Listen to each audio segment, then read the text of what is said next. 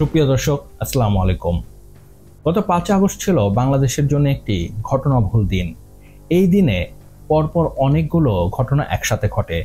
যেমন প্রথমে প্রধান উপদেষ্টা জাতির উদ্দেশ্যে ভাষণ দেন, এরপর তিনি ঘোষণাপত্র পাঠ করেন, এরপর রাতে আবার জাতির উদ্দেশ্যে ভাষণে নির্বাচনের তারিখ ঘোষণা করেন। এর আগে অবশ্য এনসিপি নেতাদের কক্সবাজারে গমন ও পিটার ডি হাসের সাথে কথিত মিটিং নিয়ে সামাজিক যোগাযোগ মাধ্যম গরম হয়ে যায়। এটি নিয়ে এখন পর্যন্ত অনেকেই অনেক কথা বলেছে, আপনারাও অনেক কিছু শুনেছেন, তাই এটি নিয়ে আমি নতুন করে কিছু বলবো না। তবে আমি এমন একটি বিষয় নিয়ে কথা বলতে চাই যেটি নিয়ে কেউ কোনো কথাই বলছে না, আর সেটি হচ্ছে জুলাই আন্দোলনে নিহতদের আর্থিক সাহায্য ও আহতদের চিকিৎসা ব্যয়। 5 তারিখে মোহাম্মদ ইউনূস জুলাই আন্দোলনে নিহত ও আহতদের পেছনে এখন পর্যন্ত সরকার কত টাকা ব্যয় করেছে তার একটি হিসেব তুলে ধরেন। গতকাল প্রায় সব পত্রিকায় এই খবরটি ঘটা করে ছাপা হয়। মজার বিষয় হচ্ছে, সব পত্রিকার লেখা প্রায় এক। সেখানে বলা হয় এখন পর্যন্ত 775টি শহীদ পরিবারকে প্রায় 100 কোটি টাকার সঞ্চয়পত্র ও মাসিক ভাতা বাবদ ব্যাংক চেক দেওয়া হয়েছে। এর পাশাপাশি আহত 13,800 জন জুলাই যোদ্ধাকে 3টি ক্যাটাগরিতে নগদ টাকা ও চেক বাবদ মোট 153 কোটি 4 লাখ টাকা দেওয়া হয়েছে। 78 জন অতি গুরুতর আহত জুলাই যোদ্ধাকে সিঙ্গাপুর, থাইল্যান্ড, তুরস্ক ও রাশিয়ায় উন্নত চিকিৎসার জন্য পাঠানো হয়েছে। তাদের চিকিৎসা ব্যয় বাবদ এখন পর্যন্ত প্রায় 100 কোটি টাকা ব্যয় হয়েছে। তার মানে জুলাই আন্দোলনে আহত ও নিহতদের পেছনে এখন পর্যন্ত সরকার 353 কোটি টাকার বেশি ব্যয় করেছে। দেখুন, জুলাই যোদ্ধাদের পেছনে টাকা ব্যয় নিয়ে আমার কোনো আপত্তি নেই। 353 কেন, আরো বেশি করুক, তাতেও আমার কিছু যায় আসে না। কিন্তু আমি যখন দেখি বিদেশে চিকিৎসা দিতে প্রতি জনের পেছনে খরচ হয়েছে 12 কোটি টাকা, তখন একটু খটকা লাগে। দেখুন, আমি জানি বিদেশে চিকিৎসার জন্য অনেক টাকার দরকার হয়, কিন্তু তাই বলে একজনের পেছনে 12 কোটি টাকা একটু বেশি হয়ে গেল না? কিন্তু তারপরে আমি চুপ থাকার চিন্তা করি।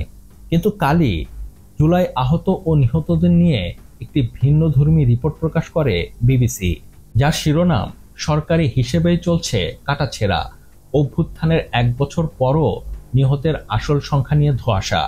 রিপোর্টটি আমার কাছে একটু ইন্টারেস্টিং লাগে, তাই আমি এটি মনোযোগ দিয়ে পড়ার চেষ্টা করি।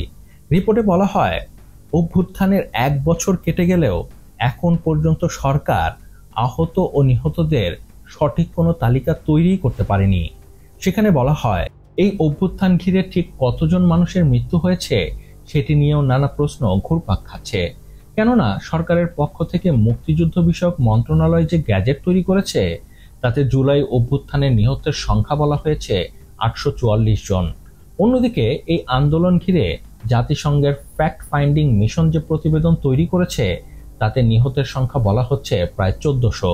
আরো মজার বিষয় হচ্ছে, সরকার যে 844 জনের নিহতের তালিকা তৈরি করেছে, সেখানেও ঘাপলা আছে। সরকার নিজেই সেটি স্বীকার করে নিচ্ছে। রিপোর্টে বলা হয়, সরকারের হিসাব বলছে আন্দোলনে নিহত যে 844 জনের নামে গেজেট করেছে, সেখানেও কারো কারো নাম একাধিকবার এসেছে। সে কারণে তালিকায় কাটাছেঁড়াও করতে হচ্ছে। বুঝুন অবস্থা। 1 বছর কেটে গেলেও সরকার জুলাই আহত ও নিহতদের একটি সঠিক তালিকাও তৈরি করতে পারেনি। এই দায়িত্ব দেওয়া হয়েছিল মুক্তিযুদ্ধ বিষয়ক মন্ত্রণালয়কে। আর মুক্তিযুদ্ধ মন্ত্রণালয় কি করেছে? সরকারের জন্য ট্রেন ভাড়া করে, কিন্তু তাদের মূল কাজ সেই কাজ করে না। বসে বসে আঙ্গুল চষে আর ঘুমায়।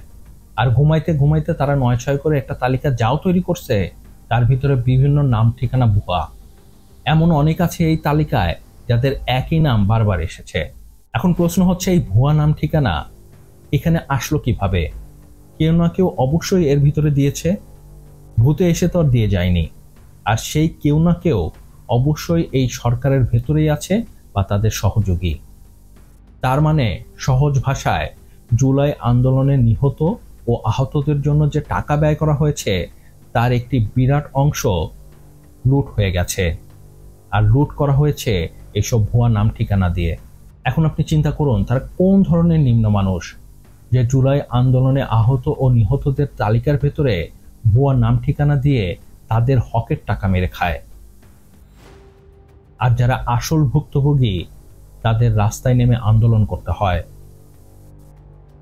মিডিয়ার সামনে, জনগণের সামনে যাতে মুখ না খুলে দেয়, এজন্য তাদেরকে তালা দিয়ে রাখা হয়।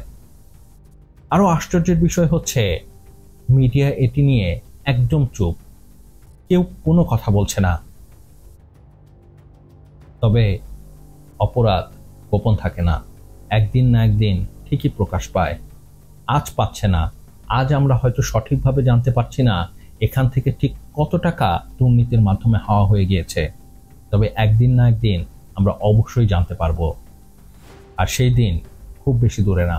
তো যাই হোক, এই ছিল এ ব্যাপারে আমার মতামত। এ ব্যাপারে আপনার মতামত কি তা আমাকে নিচে কমেন্টস করে জানাতে পারেন। আর হ্যাঁ, ভিডিওটি কেমন লাগলো তা অবশ্যই জানাবেন, আর অবশ্যই সাবস্ক্রাইব করতে ভুলবেন না। আপনার একটি সাবস্ক্রাইব আমাকে অনেক বেশি উৎসাহিত করে। ভালো থাকবেন, সুস্থ থাকবেন। আল্লাহ হাফেজ।